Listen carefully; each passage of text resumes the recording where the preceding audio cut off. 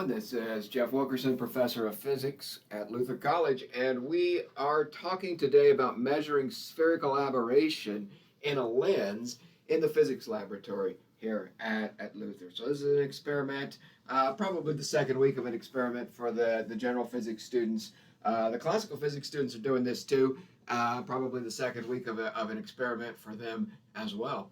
And so what we want to do here is the theory behind what we're doing is exactly what we did before, where we measured the focal length of a couple of lenses, and we did so using the thin lens equation and setting up the lens and a light source, an object, a lens, and an image on a screen. And we're going to do that again. We're going to swap out this week. We've got our same setup that we had.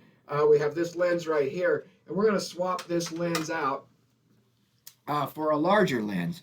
And this larger lens might allow us to be able to measure, make some small holes. So our task here, and I don't know exactly how we want to go about doing this. This is part of your experimental procedure to design, but we want to mask out most of the lens, so the light only goes through a small section of the lens, and then we move that section around and see if the focal length of the lens changes. So what we're going to do, you can imagine what we're saying is we're going to try to, here's a schematic of what I'm talking about, is you can have the light go right through the middle, and then you can move out different directions, and we can say, how does the focal length, is the focal length of this lens, so we do just exactly what we did before. This is going to be a challenge because we got to take a lot of measurements here, right? And so we're going to get as many measurements as we can to do this as well as we can. But is the focal length through the center the same as it is as you step out this direction? And is that the same as you step out in a perpendicular direction? But this perpendicular direction and that perpendicular direction might not tell the whole story, so you might want to step out this way.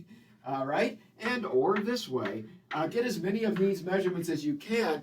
And what you're trying to find out is you're trying to find out how the focal length of the lens depends on the radial distance from the center. So we're going to call that maybe R, where R is this distance you are from the center of the lens, like that.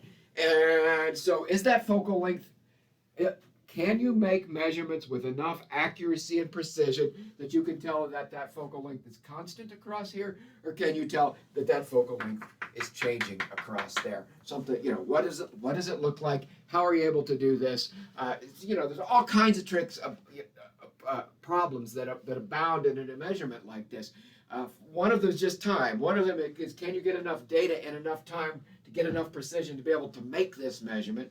And one of them is then also the fact that the smaller you make the circle that the light's going through, the harder it is to see your image. You're cutting out light. You're not getting as much light through here, and it's just a harder problem to do. The bigger the circle is, if you have too big a circle, you're covering the whole lens, and you're not doing what you want to do. So you're really walking this knife edge to try to get this experiment to work the way you want to. What we'll look for, you look at this graph, if you will, this function of focal length as a function of radial distance from the center. And so you see this for this direction, but you got it for this direction as well. And then can you do it for this direction and this direction? If the way the focal length depends on direction that you move, if that is different this way and this way, or this way and this way, then we're measuring astigmatism in that lens. We're measuring that the focal length, there is a directional dependence on the focal length of that lens. So we're going to look for astigmatism here as well. So this is a good, interesting experiment. It should be a lot of fun, but this is what we're trying to achieve. This is the theory behind what we're trying to do.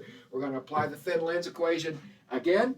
We're going to set up as we have before, like we do here, with an object out here and a lens here and the image over here. And we're going to make this lens be the larger lens so that we can hopefully measure focal length as a function of radial distance from the center of that lens. So good luck with it, everybody. I think it should be a lot of fun. I'm looking forward to it, and we'll see you in lab.